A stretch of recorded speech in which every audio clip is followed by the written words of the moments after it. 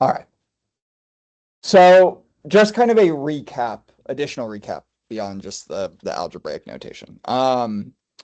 So our ellipse we defined as being the set of points where the sum of these two distances between what we call the foci of the ellipse and the actual points on the ellipse, that this sum is always a fixed distance.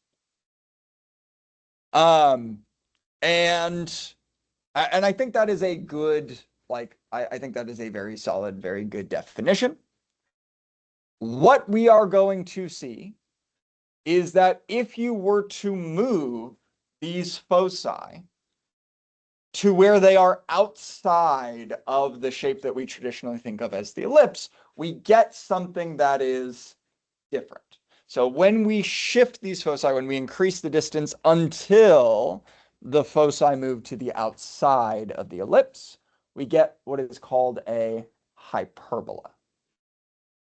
So that is what we're going to be looking at today, the formula for hyperbolas. Um, okay. Now, I have here the two different versions that we can see, the two different modes that we can see for a hyperbola. They look hopefully remarkably similar to what we were just doing. What's really the only difference between what we were doing before with ellipses and what we're doing now with hyperbolas, Brady? Yeah. Okay, that is a really interesting observation at first here. Um, A and B being larger or smaller no longer really matters. What matters instead is what comes in front of the equation and what comes later in the equation. So A, for our purposes, for a hyperbola, is always going to be the denominator of the first term-esque thing that we have going on here. And then B is always going to be the denominator of the second. But our X's and Y's can now swap, right? Like one can come before the other. And then what's the other major difference here? I'd say like the super defining difference. Say it again, Joanna. Yeah, rather than adding these two terms, like what we were seeing with ellipses, we are now subtracting these two terms.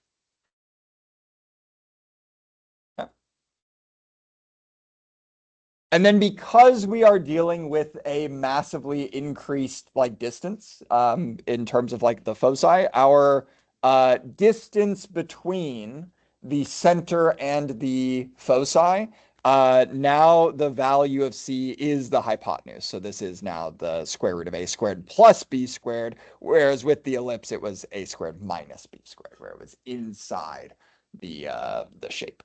But for our hyperbolas, it is on the kind of outside of the shape.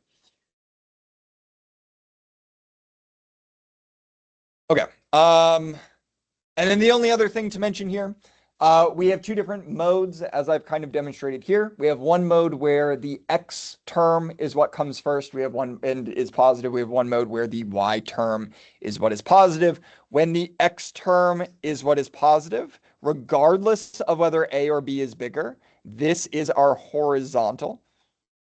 And when the y term is what is positive, this would be an example of our vertical ellipse. So whether A is big or small does not matter. Whether B is big or small does not matter. What matters here is what is in front, what is not in front.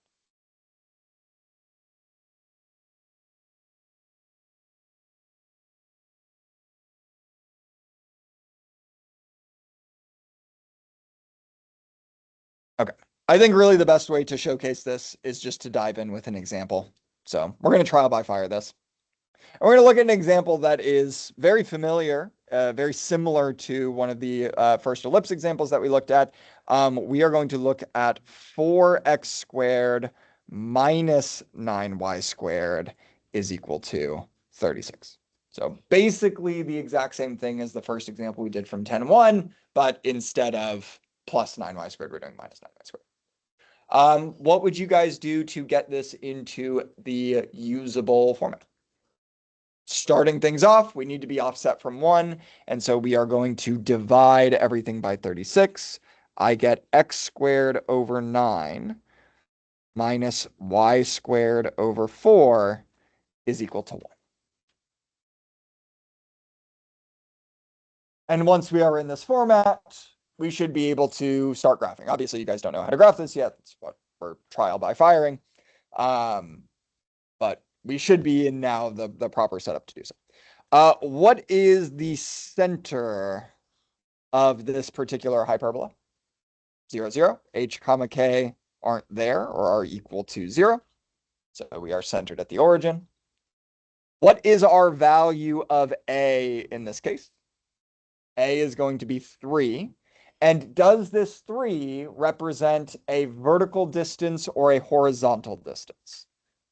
In this case, not universally, but in this case, this 3 is horizontal because it's under the x rather than under the y.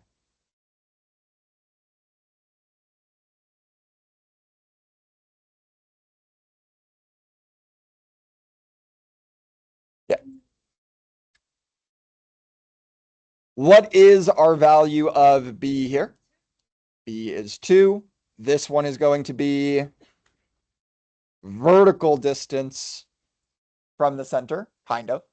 We'll see what I mean by kind of here in a moment. It's a little messier than that. And then our c value, which we're not really going to need, should be what, like the square root of 13?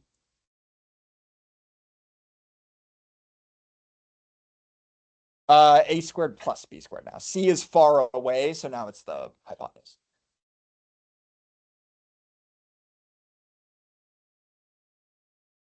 Okay. We are going to graph this using what is called the box method. So the major points are going to largely be the same. You're going to start from the center. You're going to go 3 to the left, 3 to the right. You're going to go 2 up. You're going to go 2 down. But rather than by connecting all of them with an ellipse, like what we were doing before, we're going to use those points to form a rectangle. Let's show this.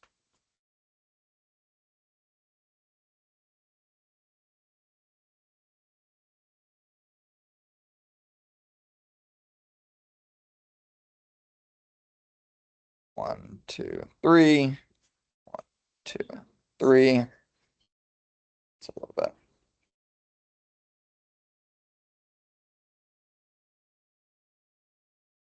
2, 3.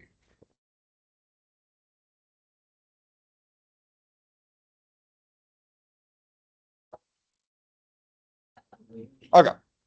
So he said centered at the origin. We said we are going 3 to the right, 3 to the left, 2 up, and 2 down. And before, with our ellipse, if this was plus, we would just like connect all of these and be done. Now, though, again, we are forming a box. So here's what I'm going to do for my box. I'm going to essentially just corner each of these. So for instance, this corner right here is 3 to the left, 2 up from the center. So that's the point 3, 2. This corner right here, 3 to the left, and then 2 down. So 3, -2 over here. And then over here, -3, 2, and -3, -2.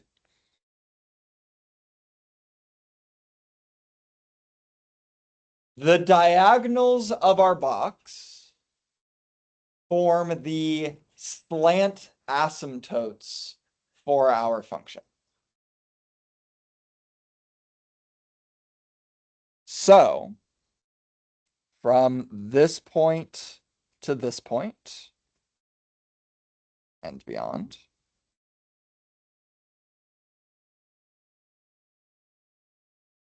is one such asymptote.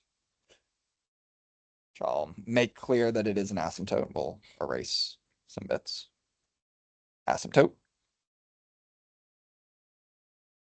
And from this point to this point is an asymptote.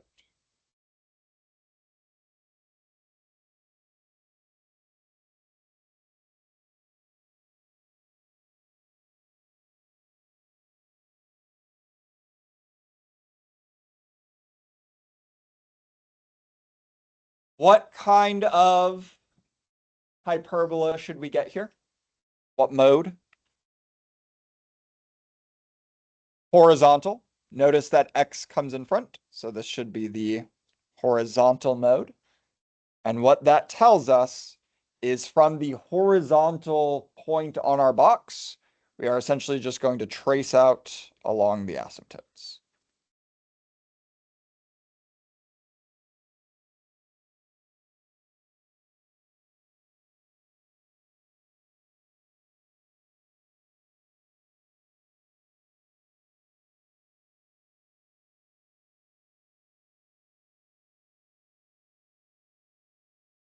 If this were vertical, then you would have done one on the top and bottom instead of side to side. Yeah, If it was Carson. vertical, which way would you go? Both ways up and both ways down? Yep.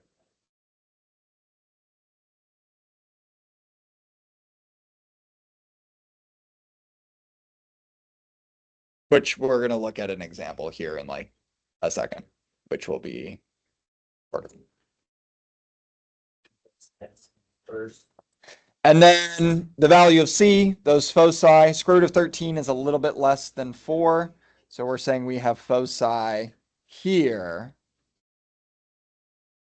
and here, which are again saying something about like the distance between these, the distance between these 2 points. I think what it is it's the difference of the distance between these 2 points is constant. I'm getting a nod of affirmation. Good. Yeah, so rather than the sum being constant, it is the difference between these two is constant, and also adds subtracts to 2a. That track, I think, subtracts. No, I think they would, right? Well, because if we imagine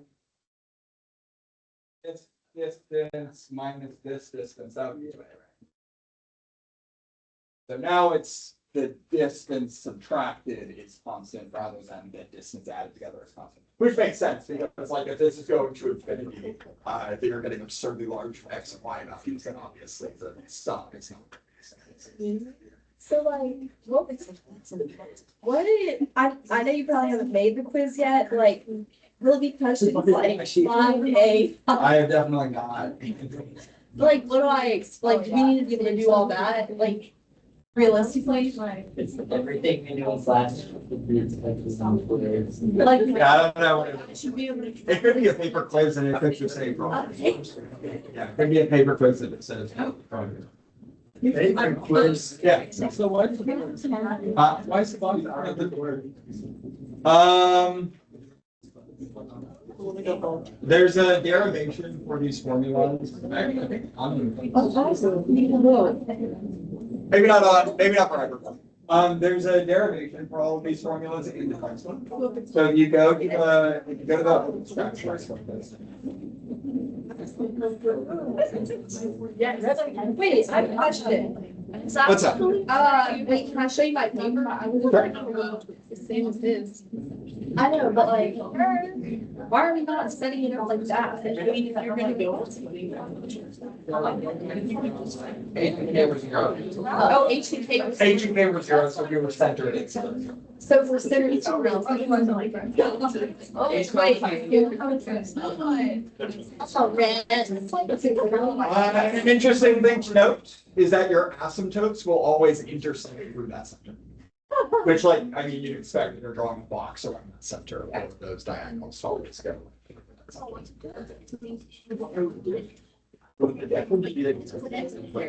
Okay, Ben, what do you notice about the second problem? Yeah, all we are doing for the second problem is we are taking these two terms and we are flip-flopping them. So instead of x squared over 9 minus y squared over 4, it is now y squared over 4 minus x squared over 9. Has that changed any of the distances at all? No, right? The vertical distance is still going to be 2. The horizontal distance is still going to be 3. Technically speaking, the values of a and b have flipped, but also what it means to be a has changed. Now, instead of vertical, it's horizontal. Or sorry, now rather than horizontal, it's vertical. What it means to be b has changed. Rather than vertical, it is now horizontal. And so what is the only difference between the hyperbola that we see from example 1 to example 2? It's going to be a vertical one instead. Exact same box, exact same asymptotes. It would look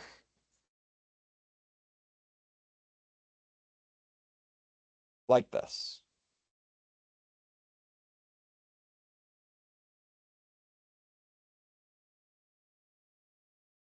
So the blue is example 2, and the black is example 1. Yep. They're the exact same thing. It's the exact same box, except because the y comes first, it's up, down instead of left, right.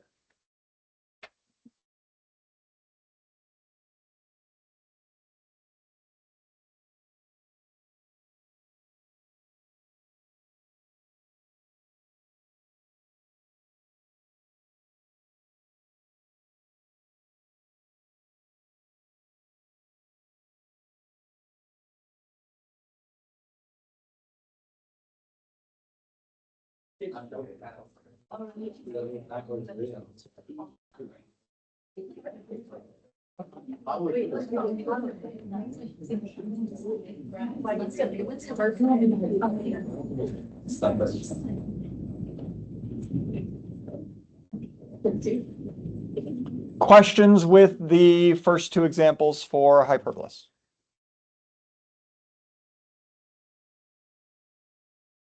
All right, try example 3. This is x squared. What is it?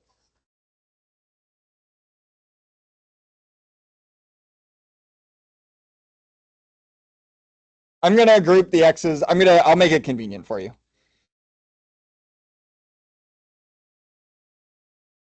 Yep.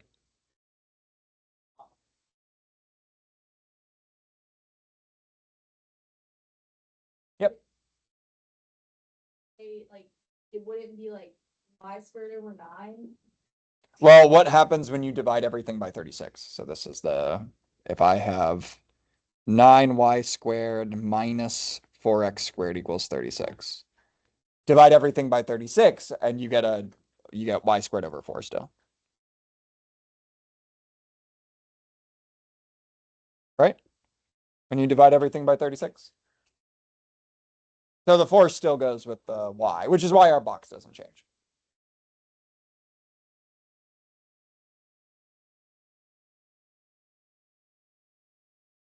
Yes, people have been noticing this. I will agree. Yes, this is going to be a completing the square kind of problem. My advice for you would be to think about, even though it feels like we maybe don't need one here, there is still a GCF that you need to be worried about. One of these two will have a GCF.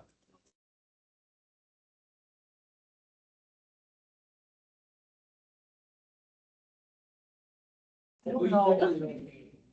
I don't know. Oh, you do? You think you're him or something? Yeah, I know you do. Fun. Fun. Oh, wait, plus. So? Right? You got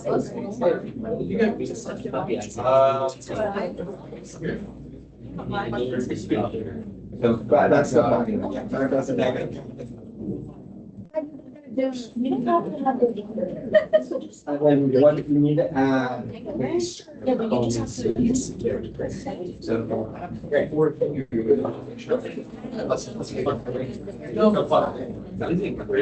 And then, how much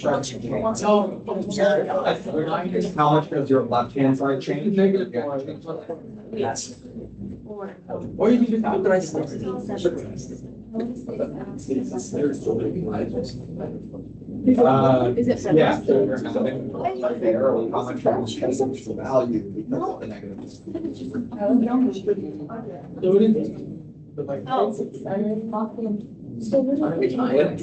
No, right? Because 13 minus 4. So you have to add one. You add one. It's emergence. How do you feel about your students getting out and like having something like that? How do you have a link to this one? So I can't. No, it's allowed. Yeah. You'll receive an email. Okay, if I get an email. Wait, we're on the boat. That's okay. Now let's talk. There's a transition. That's We take. I don't know. I should do it. This is also one before. So I like what you're being here. If I can. Yep, and then you can use that to find. What? Negative. Add one positive, but send us negative possible. Well, which one has a negative? It would be. I think just that. The expert. 13 minus But this one is. 9. Okay, but when I do this. Well, it's plus eight. So remember, you're adding it. So I'm really. Well, if this were negative, then, but because it's a plus, I would make it something. Well, and this is. It's plus H, right? H is one, H is three. You have your own. I don't want to divide by negative 2. Yeah, so H would be negative 5. You're not adding. You're adding. Yes. Unless you factor it out. Okay. So how do I get it? So what if you write for your value? What do I do for this? Oh, I see. Okay. Here, my H, and then add a negative. So it's not gonna be. Square root of 150. You could make I'm so frustrated. This is great. That just means you have a square box. So when A and B were the same with ellipses, you get a circle because that distance is the same. But in this case, you're just going to get a very square. Well, the horizontal and vertical are the same, right? Your value of A and your value of B are the same. You're just going to get a square. You go to the center, you go 3 up 3. Make sure you're in the center. Make sure you're at the correct center. Each time again. And you're going 3 up, 3 down, 3 up, 3 down. The value is correct. Square root of. I got this. I get 4, so I get 9. I divide by this. Yeah, this is the technical square. Although you're. Every time. Right, because you're not. Yeah, 1 negative 2. It just means the next minus 1 squared over, and then. Squared over 9. Wait, why is this n squared? It should be minus, it should be minus. Because this is minus. Take your time out there. Oh, no, it's 1 2. Well, the 9 is just gonna, the 9 is. It's 1 2. Guys, it's not the same. So you're just so negative, so it's something that we, if you have a square, plus or minus 2 times something, plus or minus like a third square. Negative in the parentheses. Yeah. I think that you thought was like, I think I'm messed y'all up. Yes. I'm like, Double check your plus. Yeah. oh, you're. Double check where you guys are centered for your final answer. Double check your center. I messed up. In my view, right? Why'd you? When we did this, oh yeah, so we did it square. No, it's just like a straight line. You just. On the K. Yeah, it'll be more. 1, negative, positive 4. When you factor out a negative, plus 4. So sorry, Joanne. A k value of negative 2. So it'd be to the right one and then down. Y'all really need to stop listening to me. But otherwise looks good. Let's go. Let's see if I can join my eraser down. That's wild.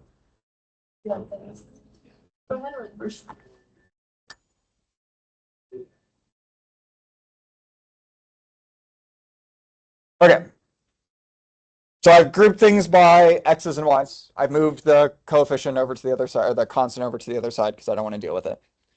What did you guys notice here in terms of like GCF stuff that we have to deal with? What did you say here, Stella? The -1 in front of the y squared is actually a little problematic. And so we need to make sure that we are GCF factoring that out. And then I'm going to just make my groups here. This is x squared minus 2x, and then I'm going to leave a little bit of room for a plus something, minus y squared plus 4y with a little bit of room for something is equal to 12. What are these somethings going to be? H squared and k squared, and then how do you find h and k? What'd you do to find h and k, Joanna? Yeah, so h was -2 divided by -2, which was 1, which gave me an h squared value exactly like you said of 1. And then k is 4 divided by -2, which is -2, and then k squared is 4. Okay. Here's the tricky bit, which you guys did a phenomenal job of catching. I'm really, really happy. When I put the 1 there in for h squared, what have I done to the left-hand side? I've added 1. I've increased its value by 1. When I put the 4 there, what have I done? I've actually subtracted 4 because of the minus that's out front. And so to the other side, I need to add 1 and subtract by 4. And so I get x squared, not x squared, I'm going to do the factoring, x minus h squared minus y minus k squared is equal to, in this case, 9. And what did you guys do here? Divide everything by 9. X minus 1 squared over 9 minus y plus 2 squared over 9 is equal to 1. What kind of hyperbola is this going to be? This is horizontal. Horizontal. A and B in this case are the same, which was problematic for ellipses. That would give you a circle, not an ellipse. Not problematic for hyperbolas, though. You're just going to get a very boxy looking hyperbola, and that's okay. Where are we centered?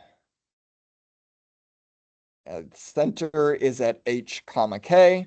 So in this case, at 1, -2, where our a value is 3, which in this case corresponds to our horizontal distance, and our b value is 3, which in this case corresponds to something about vertical distance.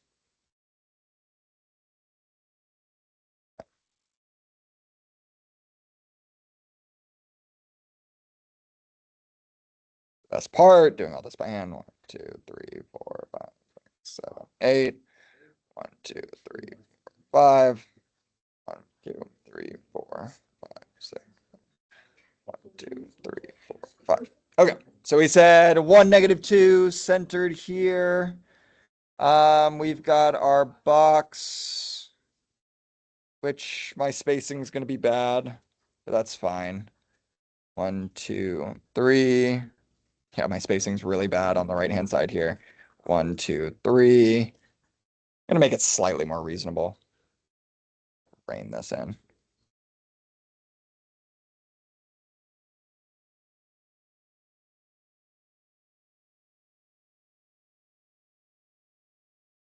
2, 3, 4, 5, 6, 7, blah, blah, blah. something like here-ish. That'll look better. That'll look better. Okay, so for my box,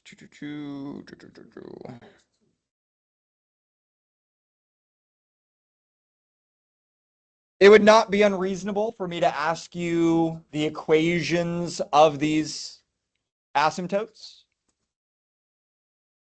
Use your point slope form in order to find the equations of the asymptotes would be my advice.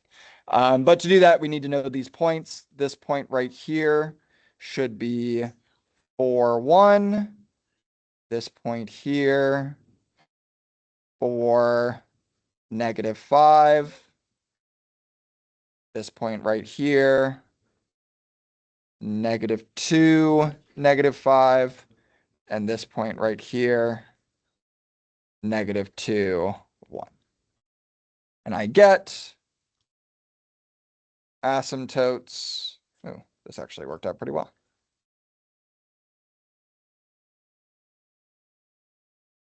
Like so.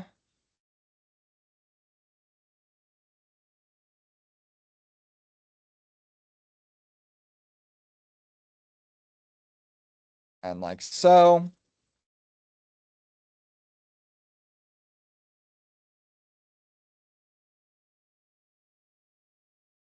And then what kind of hyperbola did we say this is? This is a horizontal hyperbola. And so I get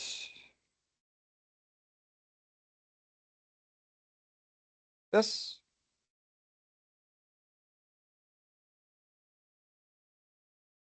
Like that.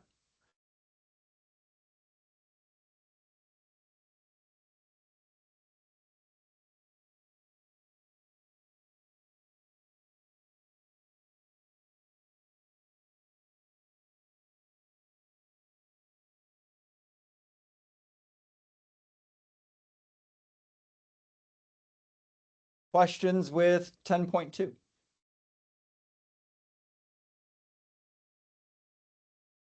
That's 10.2. No, we're going to finish 10.3, and then you guys will have time to work on what was that? I don't know. Don't know off the top of my head. Anything where you're having to complete the square. Yes. And then the sun problem, that one will also require work. The sun. Yeah. I like staring at the screen. Yeah, I can only say that's really good for you. I think really just really good for you. What is the given here? Okay.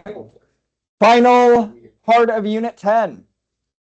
Final part of Unit 10 that we are going to be covering. And that is parabolas, which we have already talked about,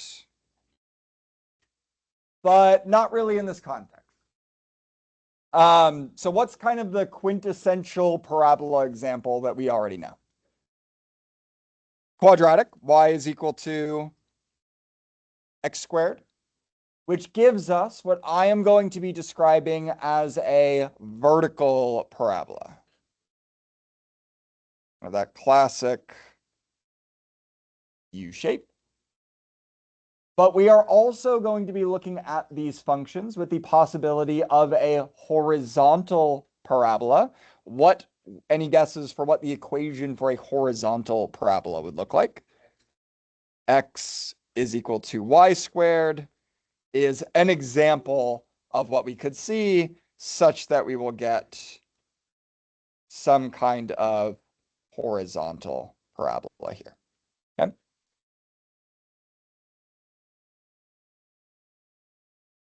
So what we have seen up until now, we have seen that ellipses have both squared x and y terms, where both the squared x and squared y are positive. Hyperbolas have squared x and y terms, where one is positive, one is negative. Parabolas are going to either have a squared x term, at which point we know they are vertical, or they are going to have a squared y term, at which point we know they are horizontal. Now, the definition for a parabola is actually very, very similar to what we have otherwise with this idea of like foci and whatnot. I'm going to show you the formulas first, though. Let's do the formulas first. If we have a vertical parabola, the general form for this is going to be y minus k. Oh, no, wrong. Sorry. X minus h squared is equal to 4p times y minus k. This is our vertical. And our horizontal equation for a parabola is basically going to be exactly the same thing, but my x's and y's and my h's and k's are swapped. So this is y minus k squared is equal to 4p times x minus h.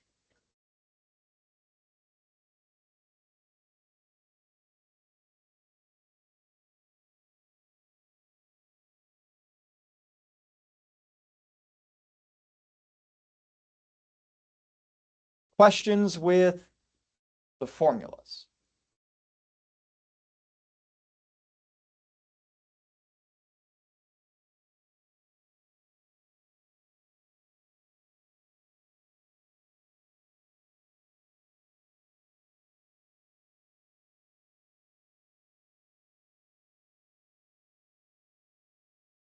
No questions? My grandfather used to do this thing where he would tell a story and he would deliberately leave out an important piece of information to like try and get people to see like were you actually like are you paying attention? Are you like how locked in are you? And I must admit I have done so here. Joanna, what is P is a fantastic question. What on earth? Where has this come from? Okay.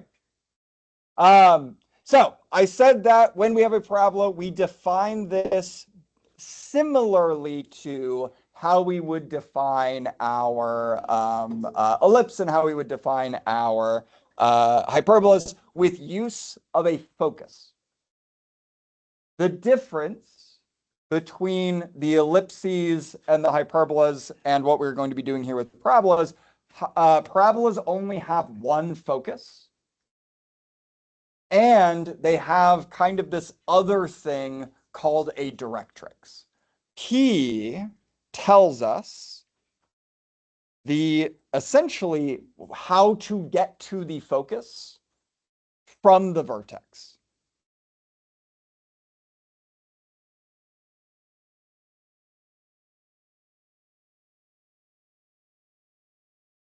And what we're going to find is that this other object, the directrix, is in the exact opposite direction. So for instance, if P on a vertical parabola was 2, then my focus is 2 above my vertex, and my directrix is 2 below my vertex. And what the directrix is it is a line, either a vertical line or a horizontal line, depending, where the minimum distance between the directrix and my parabola is the same as the distance between my parabola and my focus for all points along my parabola. So for instance, if I have some kind of focus here, my directrix is going to be the same amount of distance here, where this is P and this is like negative P. And my distance from focus to parabola is the same as the minimum distance from directrix to parabola. Those two distances must match. Clearly, my value of, or my P value is slightly misplaced here. That's fine. That's the thing to know is that they're essentially, we've got this line, we've got this point between the two of them is how we're tracing this out. Yeah, and these two purples should be the same if I've drawn this properly, which clearly I haven't, but that's okay.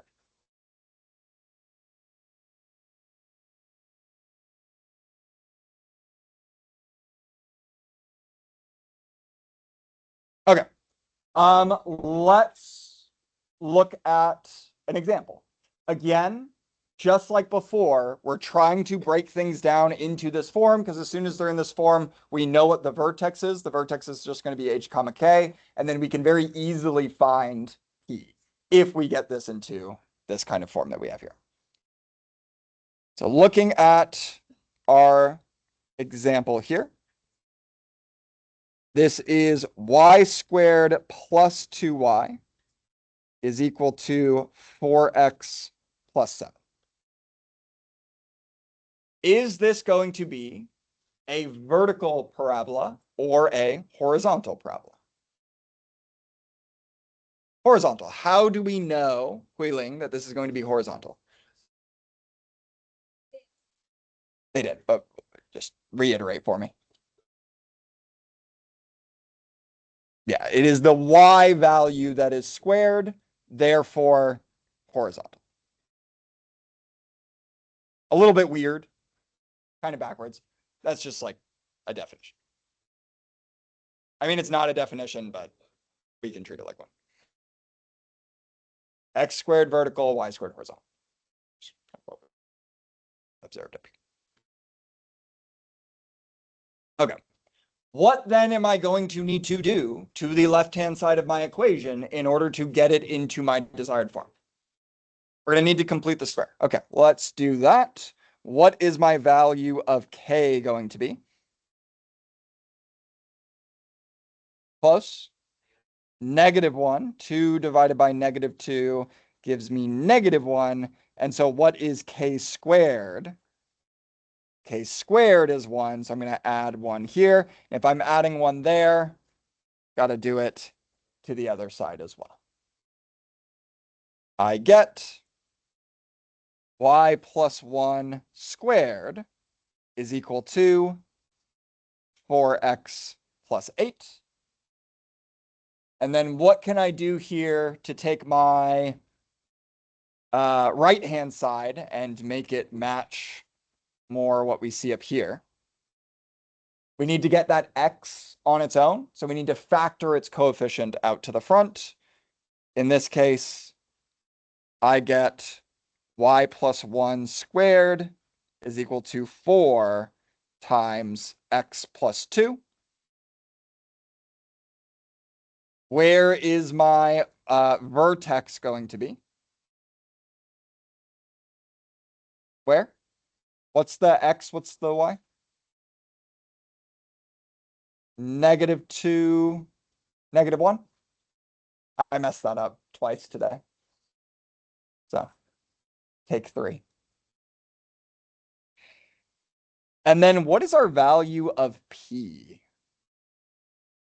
P is 1 because 4, this coefficient right here, should match 4 times p. In the generic equation, yes. Yeah, so 4 times p is whatever that coefficient is. Yeah. And what that is telling me for my horizontal parabola is that the focus is 1 to the right of the vertex.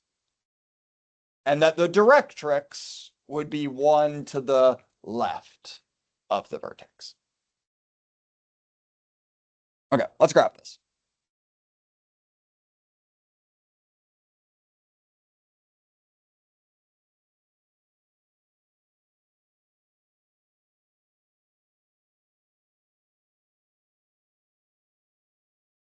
One, two, three, four, whatever.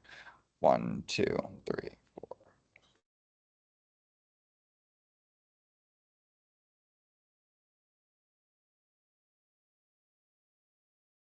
Okay, so we said that the vertex is -2, -1. So we've got our vertex here.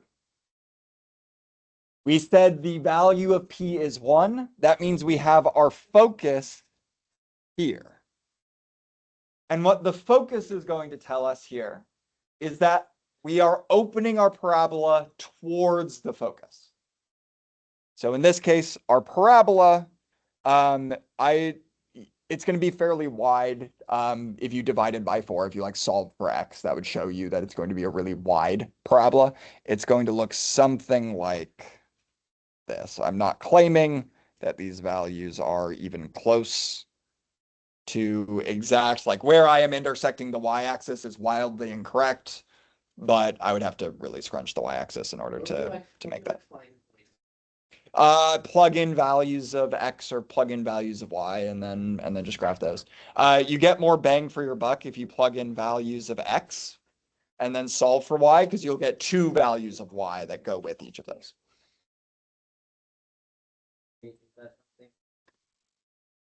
If you were like graphing these by hand, that would be like a very precise way to go about doing it. Is that what we're like?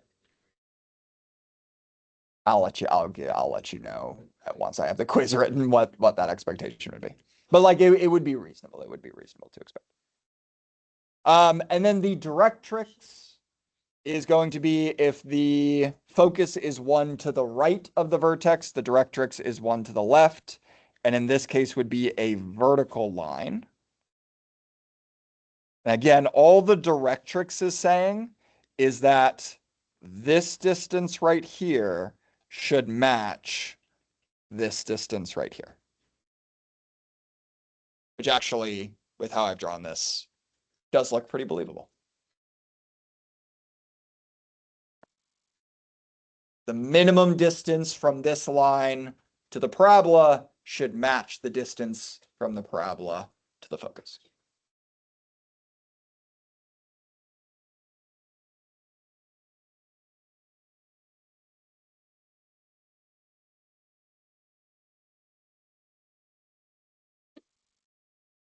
Yeah. So if this was like 8, would he be 2? Yes, it would. Yep. Yeah, whatever that coefficient is, set it equal to 4p, and then just divide by 4 to solve for p. Yep. All right, questions with Unit 10?